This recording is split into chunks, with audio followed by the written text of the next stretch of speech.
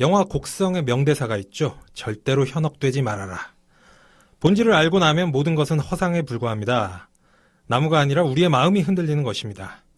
안철수의 급부상과 위협받는 문재인 대세론. 과연 이것이 진실인가? 권갑장이 두 눈을 부릅뜨고 전망해 봅니다.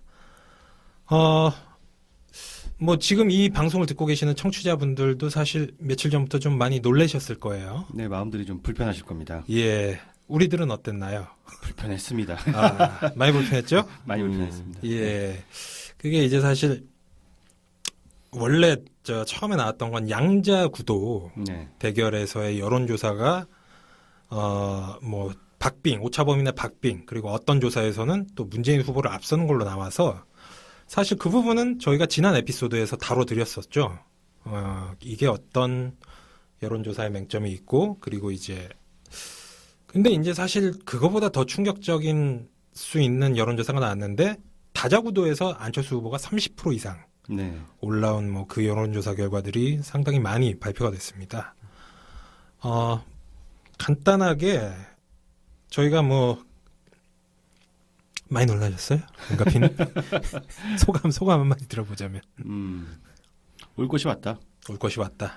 사실 이 부분은 서로 말을 아끼고 또 경선 앞두고 이런 얘기하기 좀 그렇지만 네.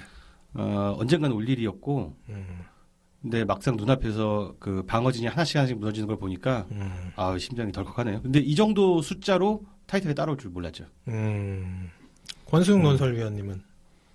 저는 사실 별로 안 놀랐어요. 왜 안 놀랐냐? 네.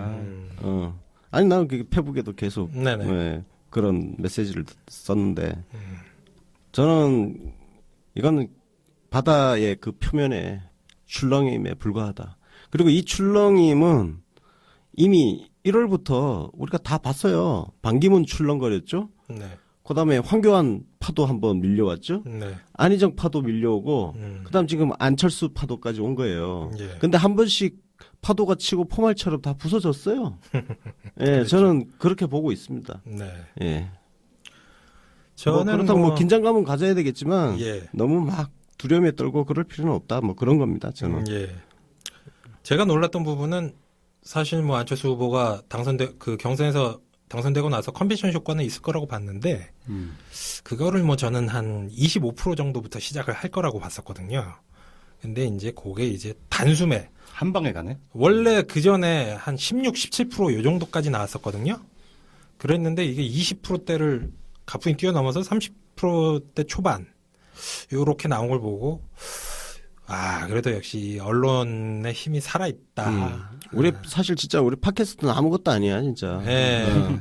그냥 한 주 내에 그냥 이렇게 어떤 분이 일제히 안철수를 헤드라인으로 일면으로 다룬 신문들을 쫙 모아놨는데 부럽더라고요, 솔직히. 그러니까 진짜 지금 안철수 뒤에는 지금 중장비 화력이 뒤에서 빵빵 쏘대고 있다고 대포 대포 빵빵 쏘고 있고 우리 지금 소총 들고 싸우고 있는 거야. M16 들고 그러고 있는 상황인데 어쨌든 감상평은 그렇고 본격적으로 저희가 이 현재 여론조사 그리고 어떤 다자구도, 양자구도 이런 것에 대해서 냉정하게 한번 분석을 해보도록 하겠습니다.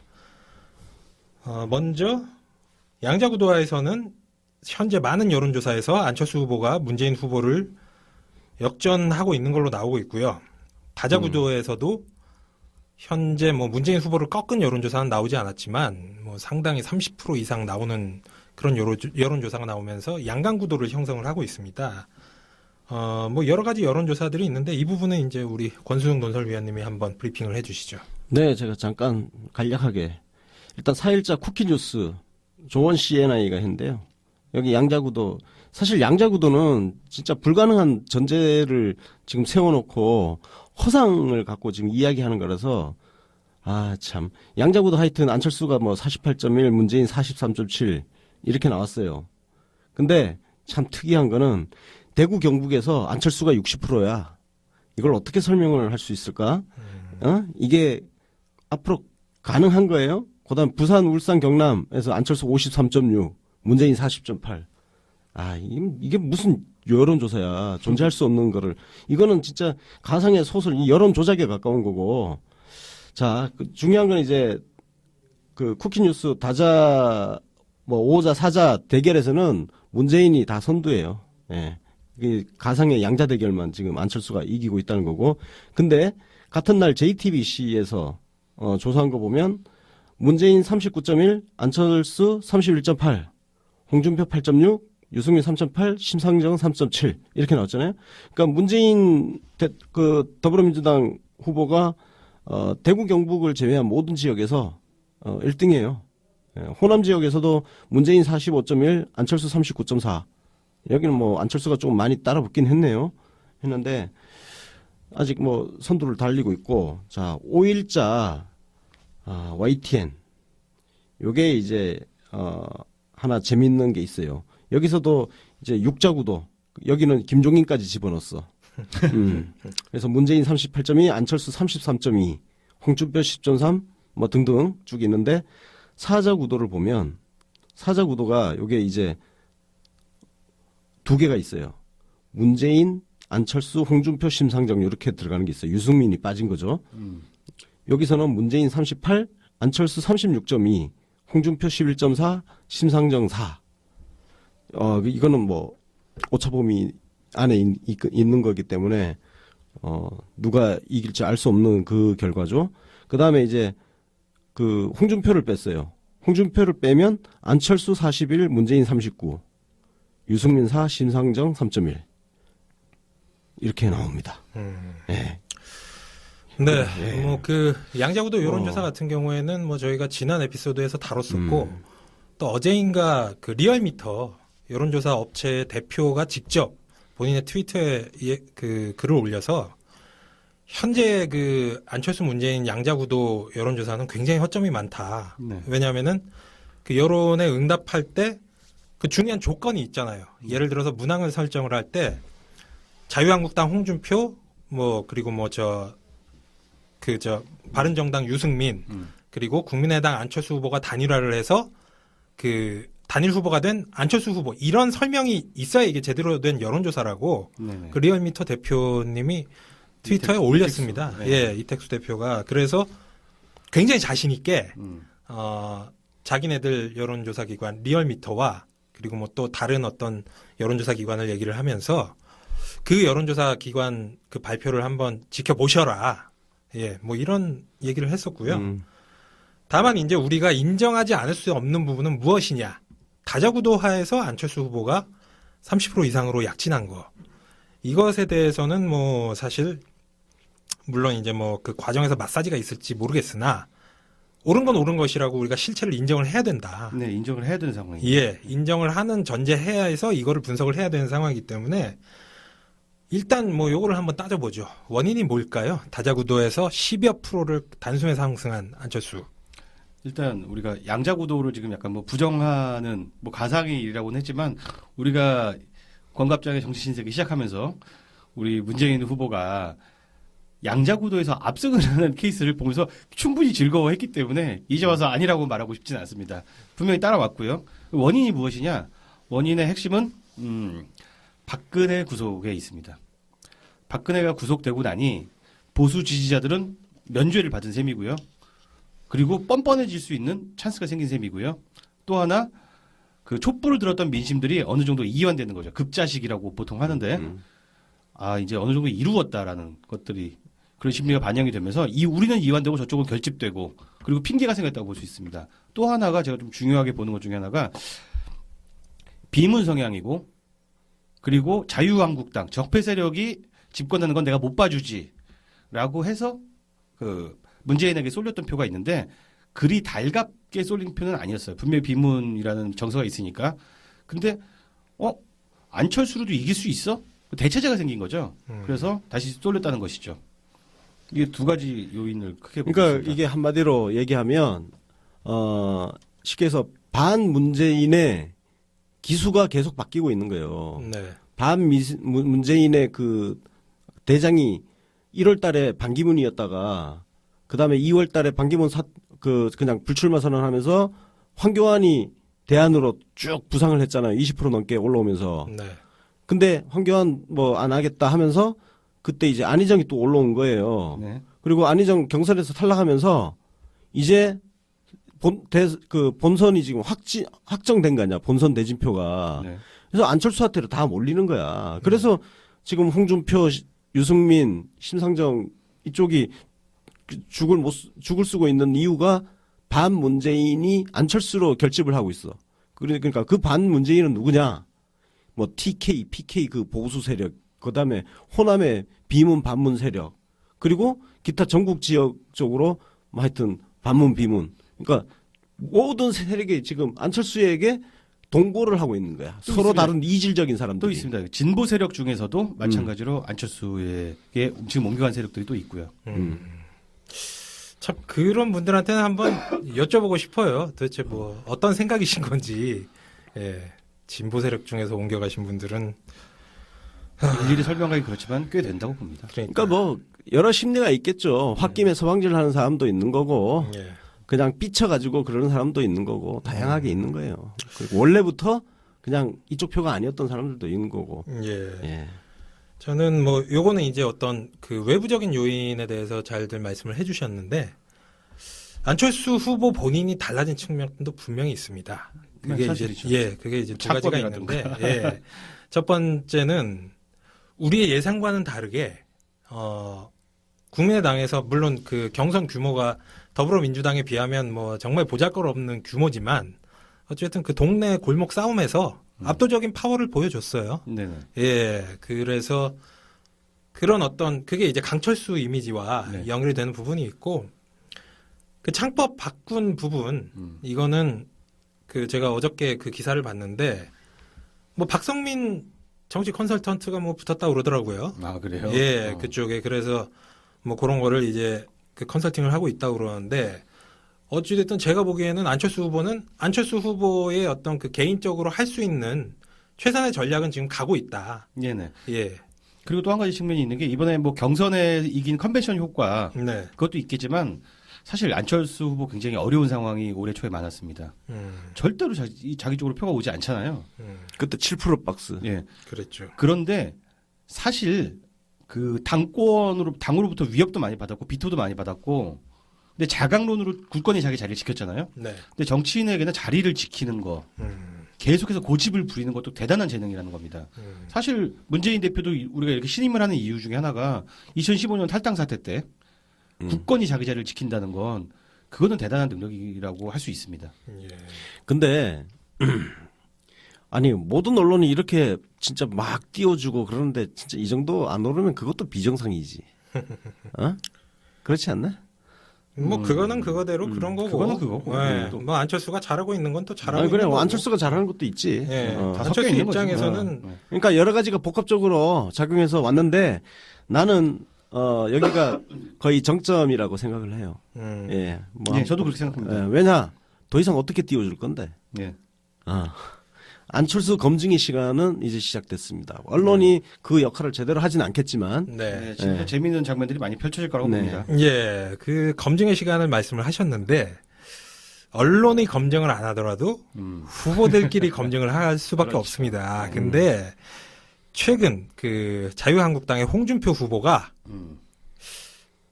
문재인 후보는 거의 입에 안 올리고 네. 계속 끊임없이 안철수 후보 얘기를 하면서 아까 전에는 저 뉴스가 떴었는데 안철수가 대통령이 되면 상황 정치가 된다. 네. 상황이 누구냐? 박지원이다. 맞습니다. 와 정말 찰지게 핵심을 콕 집어내. 예, 며칠 동안 홍준표 후보가 그냥 극딜을 넣고 있고 실제로 홍준표 후보가 그 대선 후보 경선에서 당선이 됐을 때만 해도 10%를 넘질 못했었어요. 네. 근데 불과 며칠 만에 지금 10%를 돌파를 했습니다. 홍준표는 정치 천재입니다. 천재. 정치를 알아. 네. 예, 대단한 사람입니다. 그 지금 홍준표 후보의 전략은 지금 딱 그 메시지가 굉장히 일관되어 있어요. 네네. 네, 안철수 웃기지 마라. 안철수와 문재인 양자구도 웃기지 마라. 음. 결국은 좌우 대결 구도로 간다. 그게 기가 막힌 설정이거든. 그러니까 네. 와 정말 박수를 쳐주기 싶더라고요. 맞습니다. 홍준표가 진짜 잘하고 있는 거는 뭐냐면요. 그 원래 그죠? 눈사람을 만들기 위해서 눈을 굴리려면 단단한 중심을 만들어야 돼요. 그렇지. 예, 그렇죠. 단단한 중심이 자기 중심이 있어야 거기에다가 눈을 계속 굴리면서 붙이는 거거든. 이게 그거는 외연학적인데. 안철수도 마찬가지인데 안철수도 자강론으로 단단하게 흔들리지 않는 모습을 보여줬다 이거야. 근데 홍준표가 지금 그거를 지금 TK 지역 특히 그렇죠. 영남 예. TK 지역을 지금 그 핵심 눈덩이로 지금 그걸 가지고 굴리겠다는 전략을 하고 있는데 저는 이거는 선거 전략상으로 굉장히 영리하다고 봐요. 대단하죠. 예. 그 단단한 눈덩이 핵심에 또 뭘 붙일 거냐면은 바른정당에 유승민을 붙일 거다. 저는 이렇게 보고 있거든요. 예. 그 홍준표 후보가 잘하고 있는 게 사실 우리가 착시 현상이 있긴 합니다. 어떤 착시 현상? 지난번에 작년에 그 박근혜 대통령 탄핵 여론조사 때 우리가 보통 생각을 하는 건 탄핵 반대 여론이 5% 정도다. 네네. 이렇게 생각을 하고 있었습니다만 탄핵 찬성 여론이 80% 이상을 확 넘어간 적은 없었어요. 단 한 번도. 그렇죠. 무응답이 10여 프로 됐었는데 그게 결국은 이제 샤이. 걔들이 샤이야. 예. 근데 홍준표 후보는 그게 그 20%를 보고 있는 겁니다, 지금. 맞습니다. 예. 그래서 홍준표가 영리한 거는 지금 다자구도 막 안철수에 우리 눈이 이렇게 초점이 맞춰져 가지고 굉장히 큰 것처럼 보이지만 네. 사실 문재인 지지율이 흔들리지가 않아요, 지금. 그렇죠. 문재인은 어떤 조사에서도 38에서 40 사이예요. 이건 굳건한 지지율이야. 근데 홍준표가 거기는 안 건드려. 네. 안 건들고 홍준표가 지금 타겟팅 하고 있는 데가 누구냐? 안철수. 철저하게 안철수. 왜냐면 안철수한테 붙어 있는 지지표가 전부 뜨내기 표예요. 이게 네. 반기문, 황교안, 안희정 거쳐서 온 표들이야. 네. 이걸 지금 훑어 가겠다는 전략인 거거든요. 그럼 이제 홍준표 이제 본격적으로 선거 운동을 하게 되면 안철수 저 뜨내기 표들이 이제 해산을 하게 되는 상황을 보게 될 겁니다. 예. 네. 저는 개인적으로 그래서 다음 주에는 다음 주 주말쯤에는 홍준표 후보 지지율이 20%까지 올라올 것이다. 그렇게 되면 자연적으로 안철수 후보에게서 10몇 프로가 빠지게 되는 거예요. 그렇게 되면 이제 1강 2중 구도로 거의 한 일주일 안에 다시 재편될 것이다. 왜냐하면은 지금 저 안철수 후보 무슨 조폭 연루 이런 얘기도 나오고 있고 저희가 아까 전에 이게 계속 거쳐온 표라고 했는데 반기문, 황교안, 안희정 후보 같은 경우는 이제 경선에서 그 광주 경선에서 지자마자 폭락을 했어요. 그 정도로 이게 충성도가 없는 표이기 때문에 여태까지의 그 기간을 보면 이 반기문, 황교안, 안희정, 이재명도 마찬가지고 여기에서 금방 폭락하는 거는 진짜 일주일이면 충분합니다. 나는 저 반장님이 저렇게 가끔마다 이렇게 술 먹으면서 얘기할 때 혹은 또 방송에서 다음 주까지 10몇 프로가 올 겁니다. 막 이런 소리를 한단 말이야. 좀 막 던져 내가 보기엔. 막 던지는데 다음 주에 맞아. 짜증나. 다음 주에 맞아. 이번엔 좀 틀리기를 내가 기다려. 아니야, 이건 진짜. 아니 틀리면 안 되지. 나도 동의하는 게 막 던져. 안철수가 굳건하게 자강론을 했지만 거기에 붙은 표들은 자강론과 상관이 없는 표가 그렇죠. 게 문제야. 거기는 지금 정체성 자체가 잡탕이야. 안철수를 통해서 투영되는 게 꿈이 서로 틀려. 누구는 정권 교체라고 얘기하지만 누구는 정권 연장을 위해서 안철수에 붙었다고. 예. 요거는 그 표가 성격이 이건 갈라지게 되어 있어요. 요거는 간단하게 수학적으로 보면 심플한데요. 안철수 후보는 7% 박스권이었습니다. 예, 이게 안철수 후보의 콘크리트 표예요. 근데 지금 한 30% 정도 나오는데 그럼 나머지 23% 뭐냐? 반기문 후보가 살아 있었을 때 딱 그 정도 나왔었거든요. 20여 프로. 맞아. 예. 그래서 황교안도 그 정도까지 갔었어. 이게 이제 우리가 한 두세 달 동안 거치면서 이게 막 표가 막 세탁이 돼. 지지가 세탁이 되면서 이게 우리가 알 수 없지만 이 반기문한테 갔었던 20여 프로가 결국 지금은 안철수한테 고스란히 붙어 있는 거고 네. 요거는 이제 홍준표가 한 절반 정도는 깨서 먹을 수 있는 거죠. 자, 그러면은 제가 아까 부스러기 표, 충성도 없는 표, 굴러다니는 표라고 얘기했는데 우리들이 생활하면서 많이들 주변에 봤잖아요. 선거 앞두고 지지 후보 자주 바꾸는 사람들이 투표장에 가느냐? 안 간단 말이야, 이 사람들이. 그러니까. 전화 올 때마다 말을 바꾸는 사람들. 제가 좀 여러분들 안심할 수 있는 RN서치 조사를 하나 보여드릴게요. 적극 투표층 대상으로 한 조사에서 문재인이 48.6%, 안철수가 28.6%, 홍준표가 10.2%, 심상정 4.2%, 유승민 2.2% 이렇게 나옵니다. 그래. 자, 이 시사점이 뭐냐면 이게 일반 조사로 봤을 때는 문 40, 안 30, 홍 12 이렇게 나옵니다. 여기서도 10% 정도로 지금 아직은 여유 있게 이기고 있습니다만 적극 투표층이 그 실제 투표 결과와 가장 일치하는 조사입니다. 사실 다자구도 조사만 하더라도 이것도 역시 가상의 시뮬레이션이에요. 투표장에 갈지 안 갈지 모르는 사람한테 물어봐봤자 네.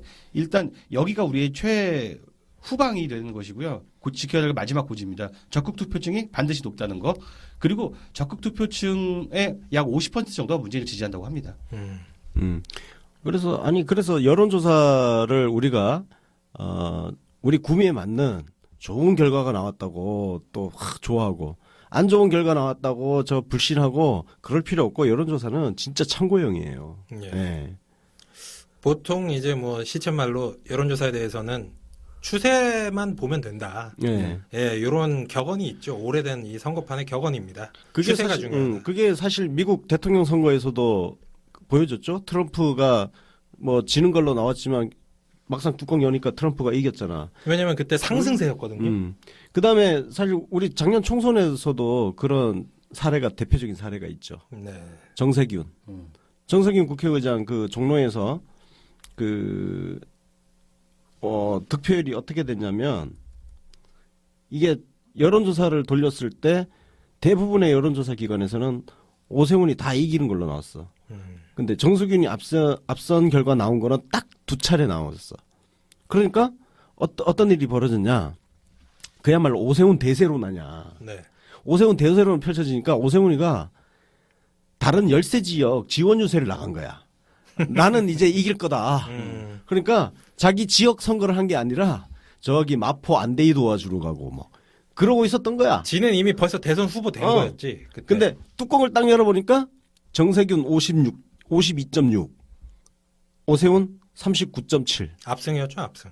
그러니까 이게 도대체 몇 프로 차이야? 거의 14% 차이 아니야? 그때도 아마 적극 투표층 조사를 따로 했다면은 유사한 그렇지. 결과가 나왔을 거라고 그러니까 봅니다. 그냥 여론조사라는 거는 제가 계속 얘기하잖아요. 파도의 표면이라고. 저 밑에 바다 밑속에 그 도도한 조류는 따로 있다는 거예요. 자, 그럼 뭐 여태까지 그 여론조사 결과 분석 그리고 뭐 또 너무 좀 이렇게 놀라신 분들이 많으실 것 같아서 조금 이렇게 풀어드리는 뭐 그런 얘기를 했었는데 뭐 요런 여론 추세를 바탕으로 한번 또 저희가 뭐 지난 에피소드에서도 했었지만 이게 사실 대선 앞두고서는 뭐 일주일 이게 다르기 때문에 한번 또 다자구도 대결 뭐 이런 거를 전망을 한번 해보도록 하죠. 이 여론조사를 바탕으로 해서 어떻게들 보십니까? 일단은 저희가 그 양자구도 얘기를 안 하는 것은 이미 지난 에피소드에서 이건 절대로 성사가 안 될 가상의 드림이다. 그래가지고 양자구도 얘기는 그냥 여기에서 스킵합니다. 네네. 다자구도 대결. 양자구도를 자꾸 여론조사를 하는 거는 여론조사 자체가 여론 조작이야. 이거는. 그렇죠. 언론사들이 그 조사 자체를 하면 안 되는 거예요. 네. 그거 자체가 선거 개입인 거야. 요거 이렇게 결론 지으면 돼요. 네. 네. 그런 거기에 이제 저희까지 놀아날 필요는 전혀 없는 네. 거죠. 언급할 가치도 없습니다. 분석할 필요가 없어 이거는. 예. 다자구도 전망 한번 해보죠. 뭐 어쨌든 그 지금까지는 과거에 안철수가 말했을 때 좀 뭐 비웃음을 샀지만 뭐 양자구도까지 올라왔습니다. 지금 앞으로는 어떻게 될까요? 이 구도는 계속 갈 수가 없어요. 우리 조금 전에 얘기했지만 예. 홍준표 변수가 거기는 뭐 놀고 있나? 한국당은 그럼 지금 이 상태에서 그냥 말라 죽을 것 같아요? 그 사람들 그냥 죽을 사람들이 아니에요. 자, 그런데 다들 이제 불안해하고 있는 이유가 뭐냐면은 종편과 보수 언론, 진보 언론까지 물론 합세한 거죠. 다 너희들은 지지 정당과 관계없는 인물에 투표를 하라고 부추기고 있기 때문입니다. 예. 자, 그러면은 홍준표가 선거 운동을 한다면은 물론 가만히 있지는 않겠지만 언론과 싸워서 이길 것인가? 요거가 좀 핵심이라고 볼 수 있거든요. 그래서 어쨌든 간에 이번 대선은 3자 구도로 가는 것이 분명하고요. 그러면은 보수의 표가 어디로 가느냐가 핵심인데 저희가 아까부터 홍준표를 계속 띄워준 이유가 무엇이냐? 홍준표는 지금의 안철수 문재인 양강 구도를 무너뜨릴 수 있는 키맨이기 때문이다. 이 말씀 드리고 싶고요. 그렇다면 문재인 지지율은 흔들리느냐? 이건 결론적으로 말씀드릴 수 있어요. 안 흔들려. 철옹성입니다. 이 집결은 2012년 48% 총 집결했던 그 지지율 그대로입니다. 이건 두고 보셔도 괜찮고 그때보다 그 세대 구성비도 훨씬 더 지금이 좋습니다. 그리고 추가 상승 여지가 있다고 보고 있습니다. 지금부터 관건은 어쨌든 보수표가 어디로 가느냐. 홍준표가 가져갈 것이냐, 안철수가 이걸 끝까지 지킬 것이냐, 언론의 지원을 받아서. 그러니까 그게 불가능한 게 그래서 안철수 정체성이 지금 거기 안철수한테 붙어 있는 표가 내가 자꾸 잡탕이라고 이야기하는 거는 그 사람들이 지금 생각을 안 하고 그냥 문재인 하나 쳐다보면서 안철수한테 붙어 있는 건데 막상 이거를 그 실체를 사람들이 생각을 하게 된다니까. 아직 한 달 남았어. 그 실체가 뭐야? 한쪽은 호남을 그 혐오하는 TK 지지표가 붙어 있고 또 한쪽은 또 호남표가 붙어 있고 또 한쪽은 정권 연장을 꿈꾸면서 안철수한테 붙어 있고 또 어떤 사람은 정권 교체를 생각하면서 안철수한테 붙어 있고 이 사람들이 계속 안철수를 통해서 같이 갈 수 있을 것 같아요? 같이 못 가. 지금까지는 문제가 없었습니다. 왜냐하면 안철수가 말을 안 했으니까. 자, 이것도 약간 이게 슈레딩거의 고향인데 내가 미는 안철수는 내 마음을 어루만져 주겠지라고 다들 기대하고 모여 있는 겁니다. 예. 모든 가능성이 안철수라는 한 박스에 모여 있는 거예요. 네. 요게 이제 그 유사한 상황, 시츄에이션이 있었는데, 윤가피님이 페북에 뭐 재밌는 글 하나 쓰셨던 게 있었죠. 네. 지금 안철수가 올라와 있는 능선은 반기문이 올라왔다가 넘어졌던 바로 그 능선이다. 반기문이 미끄러지면서 침을 질질 흘리는 능선인데. 예, 반기문의 침이 묻어있는 그 능선입니다. 이게 왜 의미가 있냐면은, 반기문 후보도 뭐 사실 어떤 조사에서는 뭐 거의 30% 네. 가까이 육박하는 조사가 나왔었는데, 지금 방금 전에 말씀하신 대로 슈레딩거의 반기문이었던 거죠. 그렇죠. 예, 뭐 더 말씀을 해보시자면. 네. 반기문이 메시지를 잡을 수가 없었어. 왜냐면은 좌우, 반기문 머릿속엔 좌우밖에 없거든. 진보, 보수, 뭐 젊은 층, 노년층 이런 거밖에 없거든. 그러니까 둘 다 잡을 수가 없잖아. 네. 그래서 나는 진보도 보수도 아니다. 나는 뭐 촛불도 태극기도 아니다. 촛불 집회 가실 거예요? 그러니까 네 생각해보고 5번, 6번을 기회를 보겠습니다. 기회를 뭐. 보겠습니다. 이렇게 네. 부정했잖아요. 네. 이런 식으로 메시지 관리가 굉장히 어려워집니다. 예. 그러니까 이게 그거예요. 모든 사람하고 친구 먹으려다가 네. 친구 한 명도 안 생긴다니까. 모두에게 버림받았죠. 그러니까 선거라는 게 중심에 그러니까 우리 예를 들어 당내 경선 같은 경우는 중심에 있는 사람이 이깁니다. 그렇죠. 너무 좌도 아니고 너무 우도 아니고 이길 것 같은 사람이 가는 것이고요. 어차피 대선은 좌우 싸움이라고 했는데 홍준표가 그렇게 얘기했죠. 그 기가 막히는 말이라니까. 선거는 결국 좌우 싸움이 됩니다. 말로는 여러 가지 레토릭을 쓰지만 좌냐 우냐를 심판받는 선거가 아직도 그런 선거라고 볼 수 있고 또 세대 싸움이죠. 아까 전에 제가 안철수 후보의 표가 기존 7% 박스권 플러스 과거 반기문 지지표를 그대로 합치면은 지금 딱 그 지지율 나온다고 딱 그렇게 나오죠. 말씀을 드렸는데 네. 여기에서 우리가 또 이렇게 안철수의 운명을 엿볼 수 있는 거.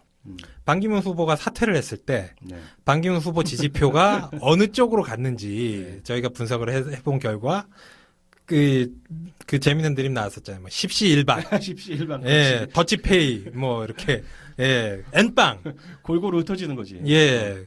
그렇기 때문에 정말 요 안철수 후보의 리즈 시절이에요, 지금은. 맞습니다. 이 시절은 이제 뭐 더 이상 앞으로 안 오고 네. 여기는 마음껏 즐기세요, 안철수 씨. 이런 거예요. 저기 뭐 사방에서 땡기기만 하면 뭐 유승민 쪽이 땡기기만 하면 또 그쪽으로 또 가고 홍준표가 땡기면 거기로 제일 많이 가겠지. 그렇지. 예, 홍준표가 땡기면 또 그쪽으로 오고 심지어 문재인 후보가 땡기면 또 문재인 후보 쪽으로도 올 수가 있는 표입니다, 이게. 그러니까 이제 홍준표의 원심력 예. 그리고 문재인의 원심력이 이제 본격적으로 메시지를 주면서 어설프게 모이는 표들이 빨려들게 되는 거죠. 탈탈 털릴 거야. 그렇죠. 그래서 안철수의 선택이 되게 어려운 게 나는 양쪽 다야. 그러니까 나는 좌클릭도 아니고 우클릭도 아니고 뉴클릭이야. 뭐 이런 식으로 메시지가 안 돼. 그래서 누구도 못 잡아. 그럼 반기문 꼴 되는 겁니다. 그런데 오늘 안철수 한 걸 보니까 작전을 굳혔네. 사드 찬성? 사드 찬성이란 메시지를 보내면서 지금 진보표를 일부 뜯기기 시작할 것이고요. 그렇죠. 네, 그런 식으로 계속해서 무슨 메시지를 냈답니다. 근데 안철수의 1차 작전은 일단 내 뒷다리를 잡을 것 같은 홍준표와 싸우게 될 것입니다. 그렇죠. 그리고 홍준표는 더 강력하게 우측표를 땡기기 시작할 것이고요. 근데 같은 이야기를 누가 하느냐에 따라 다르잖아요. 원래 우파인 사람이 우파의 메시지를 쓰는 것과 중도 애매모호한 안철수가 쓰는 것과는 다르죠. 그렇죠. 결국은 홍준표한테 뜯겨나갈 수밖에 없는 입장이다. 홍준표가 그걸 알고 지금 안철수 공격하고 있는 거야. 집요하게 공격하고 있어요. 근데 지금. 아픈 데만 때려. 기가 막혀. 아까 상황 얘기했잖아요. 예.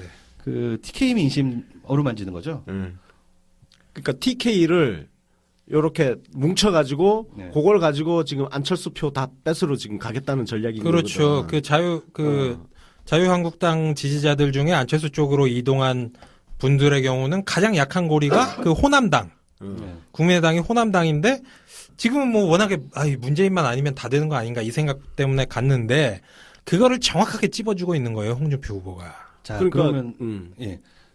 홍준표라는 인물에 대해서 제가 급호감을 가진 게 불과 이틀 전인데요. 맨날 저기 뭐 홍준표 막말 뭐 이런 거 하자고 뭐 그러시더니. 저는 홍준표 진짜 저의 히어로입니다. 왜 갑자기 희망을 가졌냐면은 네. 그 누구냐 JTBC 뉴스룸 손석희와 인터뷰하는 과정에서 충격적인 인터뷰를 했어요. 아, 그렇죠. 예, 근데 뭐 많은 문재인 지지자들은 그걸 보면서 혐오감을 느꼈을지 모르지만 저는 정말 100번을 무릎을 쳤는데 제가 한번 보고 나서 인물에 대해서 호기심이 생겨서 KBS 라디오 인터뷰, 예. 채널A 인터뷰, TV조선 인터뷰 요 네 가지를 크로스해서 분석을 해봤습니다. 오, 예. 해봤는데 첫 번째로 일관된 목소리를 낸다. 이게 진짜 어려워요. 이거 고수들만 하는 거예요. 그렇죠. 같은 얘기를 계속 반복합니다. 자, 어떤 실력을 보여주는지 한번 볼게요. 자, 먼저 홍준표가 바로 어제까지, 바로 그저께까지 중도 보수 대연합을 외쳤습니다. 네. 안철수랑 손도 잡고 뭐 바른정당과도 손 잡겠다고 계속 얘기하면서 그렇게 당선이 되놨어요. 근데 다음날 바로 뒤집어. 이렇게 박력 있게 뒤집기 쉽지 않거든요. 명분이 필요하거든요. 근데 명분이 뭔지 아세요? 뭐야? 당에서 그렇게 하라길래 했다. 어차피 선거는 당으로 치르는 거 아니냐. 간단해요. 어우. 기백이 있어. 그리고 바른정당을 고사시키기 시작합니다. 바른정당을 고사시키는데 그렇게 죽도록 욕을 하더니 박근혜가 탄핵이 되었으니 박근혜를 놓고 싸웠던 사람들 아니냐. 그러니 원인 무효 아니냐. 돌아와라. 오, 죽이네. 노래. 할 말이 없어. 논리가 좋네. 어.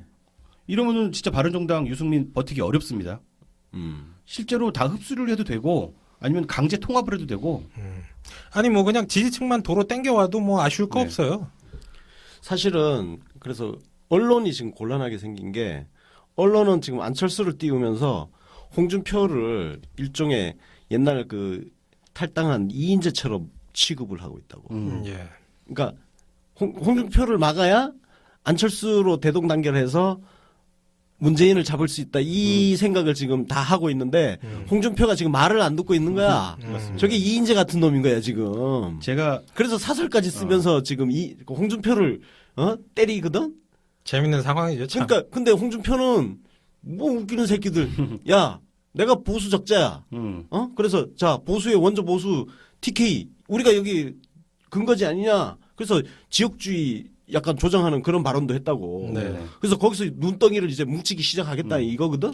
그래서 국민의당 갖다 때리고 지금 그런 거잖아. 저 안철수 뒤에 박지원 상황이 있다. 이게 진짜 지역주의 조장이야. 대단히 나쁜 정치인데. 예. 근데 이거는 한편은 지금 저 보수 언론 입장에서는 진짜 골치가 아픈 거야. 저거 아킬레스 홍준표가 건이죠, 아킬레스. 말을 듣지도 않지. 근데 언론 입장에서는 저걸 빨리 통제를 시켜야 안철수로 문재인을 잡는데. 아, 홍준표를 안 되는 누가 거야. 통제시켜, 홍준표를. 자 그리고 손석희도 통제 못 하는데. 인터뷰에서 제가 제일 소름 끼쳤던 부분이 뭔지 아세요? 뭔가요? 바로 박근혜에 대한 그 스탠스입니다. 박근혜에 대한 스탠스. 홍준표도 골치가 아픈 부분이 있어요. 그 15% 태극기 민심과 그리고 그래도 박근혜는 아니지 하는 민심. 이 두 가지를 묶어야 되는데 네. 이 두 가지 묶는 게 힘들다니까요. 뭐라고 했는지 알아요? 친박 청산에 대한 질문이 많이 들어왔습니다. 네. 그러니까 친박 청산 안 해. 왜? 친박이 사라졌으니까. 박근혜가 사라져서. 박근혜도 사라졌고 예. 친박도 사라졌어. 우리 당은 친박이 없어. 그래서 정말 뻔뻔하죠. 실제로 너무 진박들 있잖아요. 진박들을 청산해야 되는 이 책임감이 이 사람한테 있었어요, 사실은. 예. 근데 당도 많이 그 한마디로 통합해버리고 지금 당에 계신 분들은 친박이 아니야. 이렇게 뻔뻔하게 얘기를 해버려요. 이렇게 주장을 하는데 인터뷰를 진행하던 사람들이 다 아무 말도 못합니다. 그래서 그 골치 아픈 부분을 그냥 해결해버렸어요. 친박 청산, 인적 청산도 안 해도 되고요. 그리고 친박의 민심도 잡고요. 비박의 민심도 그냥 잡아버린 거예요. 대단한 기술이죠. 그리고 뭐 국민의당을 호남당으로 폄하한다든가 이중대론이 대단한 겁니다. 민주당 이중대야. 그러면서 이렇게 얘기하죠. 끝내주더라고요. 진짜. 합당할 거야 아마. 그러니까. 통합할 거야 두 당은.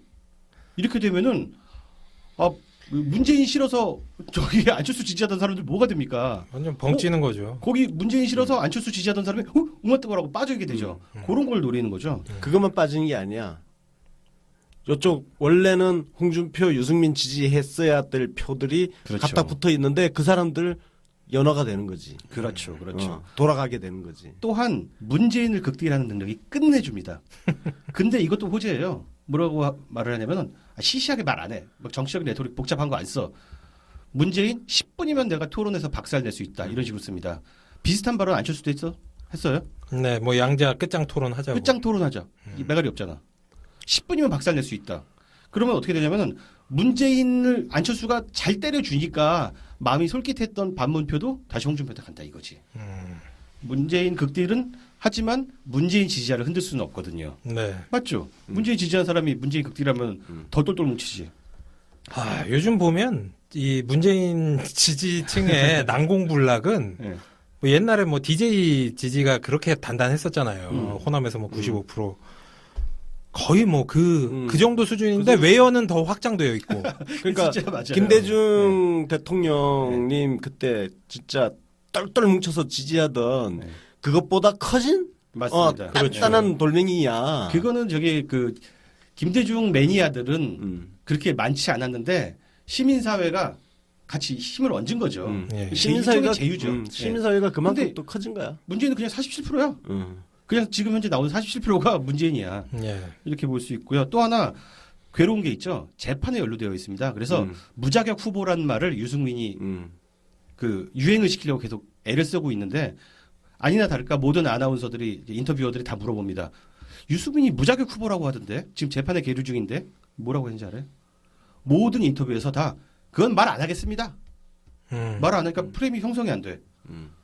그래서 그 저기 손석희가 그렇게 갈궜는데도 말 안 하겠습니다. 그거는 내가 말려드는 거라서 대놓고 이렇게 얘기해. 예. 그게 그래서 저기 그 엉뚱하네. 옛날에 중국에 그 서양에는 마키아벨리즘이 있고 동양에는 후흑학이라는 게 있어요. 그렇죠, 후흑학. 후흑학이 뭐냐? 얼굴은 두껍고 네. 마음은 시꺼멓게. 시꺼먼 거지. 그래서 근데 홍준표 얼굴 정말 두껍죠. 대단합니다. 예. 그래서 별명이 홍 트럼프인데 트럼프가 성공을 한 것도 거기에 있어요. 정말 트럼프 비리도 많고 뭐 의혹도 많고 그런데 그냥 다 쌩까고 다 짓밟고 뻔뻔하게 가는 거야. 정치에서는 어찌됐든 그 막 샤이한 것보단 뻔뻔한 게 나아. 괜찮아. 저 사실 며칠 전에 이 말 때문에 씩씩해.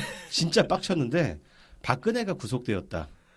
박근혜가 구속된 것은 문재인의 빅픽처다 이런 식으로 얘기를 한 거예요. 박근혜가 구속되면 문재인 선거에 유리하겠지 뭐. 아마 그쪽과 교감이 있었던 게 아닌가 싶어요. 이 말 듣고 빡쳤는데 이 이야기를 이틀 후에 제가 생각을 해보니까 마음이 평안해져. 아, 저 새끼 진짜 말 잘하네. 이게 바로 홍준표, 인간 홍준표, 정치인 홍준표의 매력이자 힘이라는 거 요거 말씀드리려고 했죠. 뭐 사실 뭐 저희가 뭐 이 방송을 하면서 뭐 진짜로 홍준표의 매력에 빠진 건 전혀 아니고. 그렇지. 다만 이 현 선거 구도 하에서는 홍준표가 선전을 해줄수록 이 안철수의 그 지금 모든 언론의 버프를 받고 있는 안철수의 리즈 시절은 그만큼 빨리 끝난다. 예, 그래서 뭐 조금 뭐 좀 빨아줘 봤어요. 예, 근데 홍준표가 만약 20% 올라오잖아? 우리 또 홍준표 파일 졸라게 많아. 홍준표 특집 극딜편 뭐 이런 거 되고. 걱정 마십시오. 예, 그냥 저희는 소총을 들고 있지만 소총도 딱 이렇게 때에 따라서 타겟을 이렇게 정확하게 조준해서 뭐 이런. 전선을 어디에 펼칠 것이냐. 그러니까, 예. 그래서 오늘 이야기에 중요한 함의는 말이에요. 그거예요. 여론조사에 일희일비하지 말자는 거예요. 예. 여론조사는 진짜 그냥 참고용. 네. 그래서 대세론에 취해가지고 그냥 뭐 수세적으로 지키기만 하면 돼. 이것도 아주 문제가 있는 거야. 왜냐면은 승부는 뚜껑 열어봐야 아는 거니까 끝까지 최선을 다해야 돼. 그게 아까 전에 오세훈이 끝장났죠. 한 명 교사 아니에요. 대세론 믿고 있다가 다른 지역 선거 유세나 돌아다니다가 정작 자기는 떨어진 거 아니야. 저도 그 말씀에 한마디 코멘트를 하고 싶은데 이 여론조사에 일희일비하지 말자. 저는 이 말을 이렇게 받고 싶습니다. 여론조사에 일희무비하십시오. 기쁠 때는 존나 기뻐. 그렇지. 나쁜 여론조사는 음. 물어뜯어. 표본을 조사하든지 그렇지. 설문 방식을 물어뜯든지 해서 네. 우리 쾌적한 정신 상태로 끝까지 한번 가보는 겁니다. 그렇죠. 이게 싸움을 할 때 내가 이미 그래서 우리 저 격투기 같은 거 보면 초반에 눈싸움 같은 거 하잖아요. 기싸움에서 밀리면은 이미 거기에서부터 지고 들어가는 거예요. 그래서 우리가 물론 다 항상 경계를 하고 열심히 계속 대선 때까지 해야 되겠지만 쫄면 안 돼. 맞아요. 우리 저 팟캐스트 1위 하시는 김어준 총수 쫄지마 씨바. 그 스피릿으로 이제 끝까지 가는 겁니다. 좋습니다. 그래서 홍준표가 하나만 더 칭찬할게. 예. 홍준표가 정말 잘하는 거 뭐냐면은 지금 지지율이 아직 10%대도 안 되잖아. 네. 그런데도 완전히 전선을 확 지금 만들면서 공격 앞으로 지금 하는 거는 끝까지 포기하지 않고 목표 달성을 위해서 가겠다는 거거든. 이건 정말 중요한 자세예요. 그러니까 지지율이 낮으면 보통 어떤 현상이 생기냐면 포기해버려. 사표 심리 생기고 지지 계층도 아이씨 홍준표 갖고 되겠어 하고 포기한단 말이야. 실제로 지금 보수 언론들이 홍준표를 포기했잖아. 포기했죠. 예. 포기했는데 홍준표는 지금 그 전통적인 보수 세력 그 보수 지지자들의 그 사표 심리를 흔들어 깨우고 있는 거야. 그러니까. 당신들 포기하지 마. 내가 앞에 섰게. 지금 이러고 있는데, 근데 이 자세는 정말 중요합니다. 맞습니다. 예. 왜냐? 여론조사 때문에 포기했다가 막판에 뚜껑 열어보니까, 와, 조금만 더 뛰었으면 이길 수 있었는데, 이런 선거가 굉장히 많습니다. 작년에 대표적인 게 총선 때, 춘천. 김진태하고 허영, 우리 민주당 허영 후보 붙었는데, 여론조사에서 더블 스코어야. 근데 이게 더블 스코어 나면 사표 심리가 진짜 발생한단 말이에요. 투표하기 싫어지고 게임 포기하고. 근데 막상 뚜껑 탕 열어봤더니 2% 정도 차이밖에 안 되는 거예요.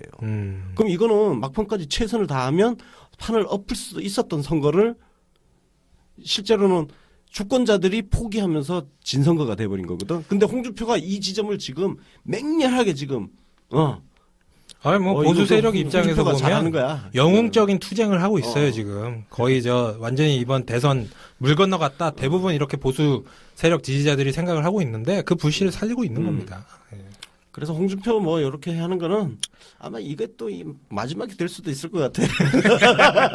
마지막에 제가 예언했죠. 일주일 안에 20% 거의 선까지 육박할 거라고. 그렇게 되면 저희가 홍준표를 이렇게 칭찬할 일이 있겠습니까? 없겠습니까? 예. 저는 이 경선이 끝났기 때문에 이제 좀 마음 편하게 이야기할 수 있는 부분이 있는데 예. 이재명 후보, 네. 이재명 후보는 연설하는 것도 봤고 또 그 사람 워딩 하나하나 잘 받고 토론하는 것 봤는데 네. 그 사람은 작은 지지자들의 마음을 뜨겁게 불타게 만들 수 있는 사람이었습니다. 맞습니다. 그게. 그렇죠. 예. 그리고 안희정 후보가 말한 메시지나 연설에 사실은 저도 감동받고 눈물을 흘린 적도 있었어요. 사실은. 정말? 네, 정말입니다.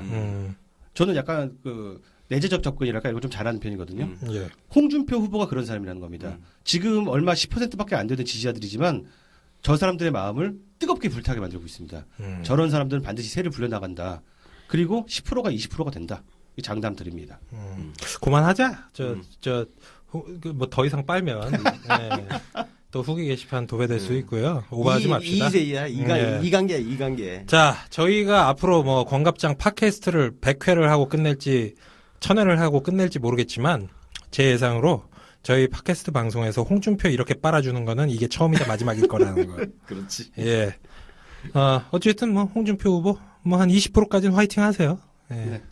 14.9%가 제일 좋죠. 14.9%를 받아야 이제 그 선거 자금을 이제 보전을 받죠. 예, 보전을 못 받죠. 못 받지.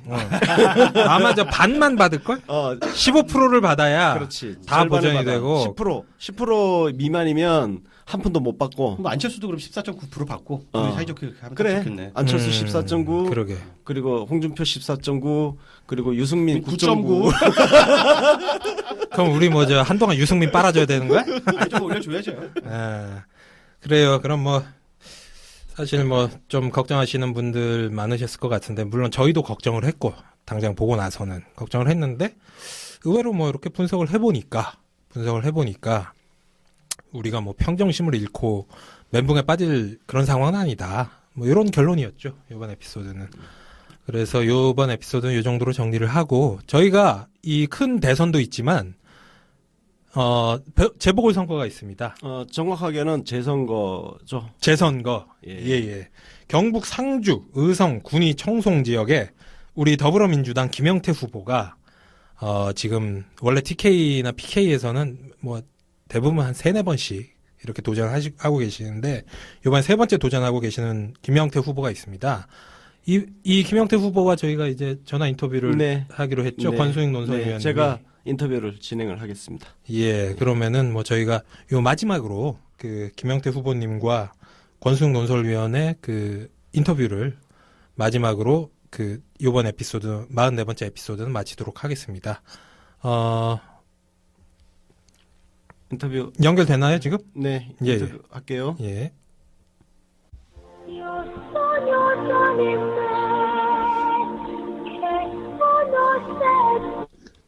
여보세요. 여보세요. 예, 네, 김영태 후보님. 예, 네, 예. 안녕하세요. 저 건갑장의 정치 신세계 권순욱입니다. 예, 안녕하세요. 네, 수고 많으시죠? 예, 예. 네. 그래 저희 지금 뭐 상주, 군위, 청송 그리고 의성인가요? 예, 예. 네, 그 보궐선거 지금 하고 계시는데, 예, 지금 재선거입니다. 예, 재선거. 네. 예, 예. 그 당선 무효였죠? 김성태 전 예, 의원. 예. 일단요, 선거 명칭이 공식적으로 재선거로 되어 있습니다. 네네, 재선거. 예, 저 우리 청취자분들을 위해서 예, 우리 저 김영태 후보님 예, 간단하게 좀 본인 소개 좀 해주십시오. 예, 예. 저는 뭐 고향은 원래 상주고요. 네, 이제 대학을 마치고 한 15년 동안 신문사 기자 생활을 하다가 네, 네, 한 12년 전에 기자를 그만두고 고향으로 내려와서 농산물 가공산업에 종사하면서 여러 가지 지역 활동을 하고 있습니다. 뭐 잘 아시다시피 이것이 새누리당, 지금은 자유한국당이죠. 네네, 새누리당에서 뭐 거의 막대기만 꽂아도 공천만 주면 당선되는 그런 지역에서 네. 새로운 정치적인 변화의 바람을 한번 일으켜보고자 제가 국회의원 후보로 출마를 했었습니다. 2012년에 예, 작년 총선에도 출마하셨죠? 예, 작년에 이어 올해까지 이번이 3번째 도전입니다. 작년에 득표율이 25%였나요? 22.3%였습니다. 네. 지금 현재 현재 지역구 예, 좀 어떤가요? 뭐 분위기가? 판세를 말씀하시는 건가요? 아니요, 뭐 판세도 그렇지만 좀 예. 뭐 어떤 희망 같은 게 좀 보이는 게 있나요? 예, 지금 이쪽 지역 사람들이 잘 아시다시피 압도적으로 박근혜 전 대통령 대통령 선거 때 네. 거의 대부분이 85% 이상 압도적 지지를 몰아줬습니다. 네, 80%. 근- 와. 막 85% 정도. 85%. 예. 그런데 이제 대부분의 많은 사람들이 우리는 그렇게 많은 사람들이 박근혜 대통령을 믿었는데 박근혜 대통령은 자신을 믿어준 우리를 믿지 않고 최순실만 믿었다 네. 하는 데 대한 실망감과 허탈감, 예, 여기에 대해서 많은 사람들이 허탈해하고 있고 지지를 거둔 사람들이 굉장히 좀 많이 형성돼 있다고 보여집니다. 네. 그래서 지금 여러 명이 출마를 했더라고요. 자유한국당에는 친박이라고 할 수 있는 김재원 전 의원이 출마하고, 예, 그다음 그렇습니다. 무소속도 있고 그렇던데. 예, 무소속도 있고 코리아당이라고 하는 또 당도 있고 코리아당. 이렇게 해서 총 7명이 출마를 했는데 네. 무소속 후보 2명이 본인들끼리 무소속 단일화를 한다고 어제 경선을 했는데 네. 단일 합의는 봤는데 아직까지 한 사람이 사퇴를 하지 않고 있는 그런 상황입니다. 그러면 지금 예. 무소속 후보 2명이 이제 단일을 예. 하게 되면 예. 자유한국당 김재원 그리고 예. 무소속 단일 후보 그리고 이제 우리 김영태 후보님 이렇게 한 3파전으로 압축이 되는 건가요? 또 지금 바른정당 후보가 한 명 있긴 합니다만 바른정당. 예, 네. 있긴 합니다만 지지도가 좀 약한 것 같고 네. 일단 형식적으로는 3파전으로 보여지는데 네. 지금 이쪽 지역 정서가 네. 워낙 또 4개 시군이 뭉쳐져 있고 이러다 보니까 아무래도 무소속은 조금 지지율이 조금 떨어진다고 판단하고 있습니다. 네. 그래서 아마 자유한국당 후보하고 더불어민주당 후보인 저하고 네. 거의 2명이 좀 각축을 벌이는 그런 상황인 것 같습니다. 2파전으로 이제 예. 자유한국당 김재원하고 예. 우리 김영태 후보님하고 2파전으로 예. 지금 압축이 되고 있다 이런 예, 예, 얘기죠. 예, 그렇습니다. 예, 예. 그런데 이제 자유한국당은 사실 지금 그 최순실 그 박근혜 최순실 게이트의 그 부역 세력인데 여전히 예. 아직도 그 지역에서는 좀 지지를 많이 받고 있네요.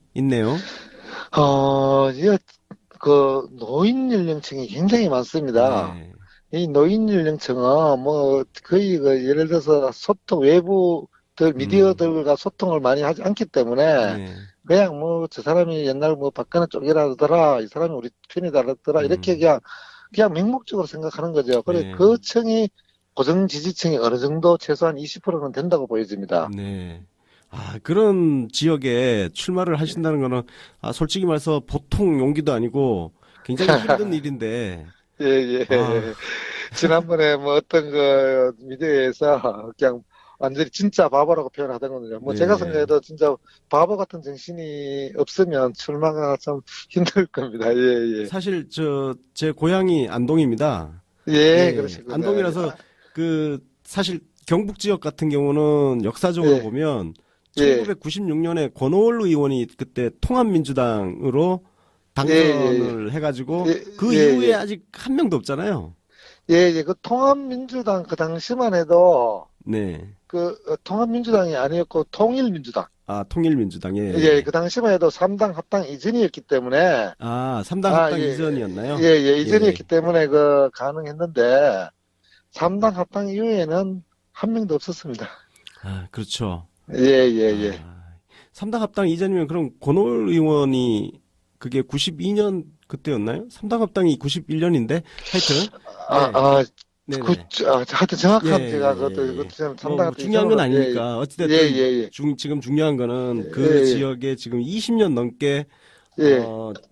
야당 특히 예, 이제 예. 민주당 계열 예. 그 후보들은 한 번도 당선이 지금 못 되고 신한국당 새누리당 쪽이 계속 싹쓸이를 했던 예, 예. 지역이란 거죠. 예. 예, 예, 그렇습니다. 그리고 저희 들리는 바에 의하면 예. 백승주 자유한국당 경북도당 위원장 관건 선거 예. 의혹이 있다고 하던데 그 예, 어떤 예. 내용인가요?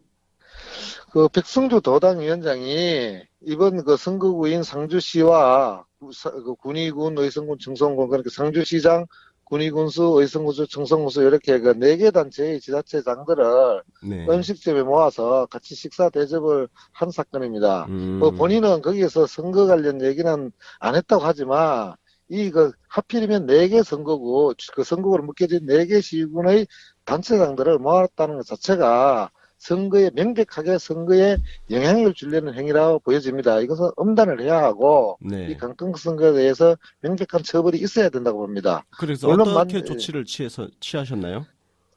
일단 저희들이 이에 대한 항의 성명을 냈고요. 네. 경북도 선관위에서 검찰로 넘긴 것으로 알고 있습니다. 예. 이에 대한 철저한 조사가 이루어져야 하고, 네. 만약에 여기에 자유한국당의 김재원 후보가 개입이 되어 있다면, 김재원 후보는 후보 사퇴를 해야 된다고 봅니다. 네. 하여튼 그거는 이제 선관위가 검찰로 넘겼으니까 예, 검찰에서 수사를 잘 진행하는지를 한번 좀 봐야겠네요. 예, 네. 그렇습니다. 예. 혹시 지역이 좀 넓잖아요. 선거운동이 굉장히 어려움이 많을 것 같은데요.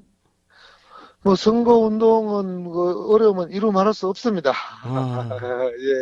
예. 네. 혹시 말하면 그러면 저 마지막으로 다른 지역에 있는 우리 더불어민주당 당원이나 지지자들이 후보님의 재선거에 도움을 줄 수 있는 게 있다면 어떤 게 있을까요? 사실상 자유한국당이라든지 보수당 쪽은 조직이 잘 돼 있습니다. 네. 조직이 잘 돼 있지만 민주당은 지금까지 조직 자체가 조직이라고 할 만한 게 없습니다. 네. 그래서 구도와 바람에 의존하고 있는데 저희들은 말하자면 게릴라 전법 비슷하게 네. 전국에 있는 민주당 지지자들이 김영태를 알건 모르건 어떤 새로운 정치 지형을 만드는데 기여한다는 의미에서 네. 상주, 군위, 의성, 청송 지역에 있는 연구자를 한두 명이라도 찾아내서 그분한테 전화를 해서 우리 이렇게 해서 이번에 정치가 바뀌어야 대한민국이 발전한다. 그런 순수한 의도를 가지고 우리 잘 모르지만 더불어민주당의 김영태 후보를 좀 이번 한 번만이라도 지지해 줬으면 좋겠다. 이렇게 해서 각 전국에서 이 연고자를 찾아서 네. 전화 한 통, 예, 아니면 연고자 두 통, 찾기 세 통. 전화. 예. 네. 그게 그 방법이 밖에 저희들은 사용할 수 있는 방법이 없습니다. 저희들은 네. 조직이 미약하기 때문에. 네네. 예, 아이고, 예. 알겠습니다. 이 부분은 저희가, 예, 다시 예, 한번 뭐, 우리 청취자분들께 요청을 좀 예, 드리도록 하고요. 예, 자, 예. 뭐, 하여튼, 선거운동 하시느라 바쁘신 와중에 전화 인터뷰 감사드리고요. 예, 네, 뭐, 이제 선거 이제 투표가 얼마 안 남았는데, 4월 12일이죠? 예, 예. 네, 마지막까지 한번 최선을 다해 주시고, 예, 예, 예. 화이팅 해 주십시오. 예, 그리고 뭐 제가 한 가지 네. 덧붙이고 싶은 것은 네네. 이번에는 지난번 두 번의 선거와는 많이 바뀌어 가지고 어쩌면 그 당선 가능성이 굉장히 높습니다. 네.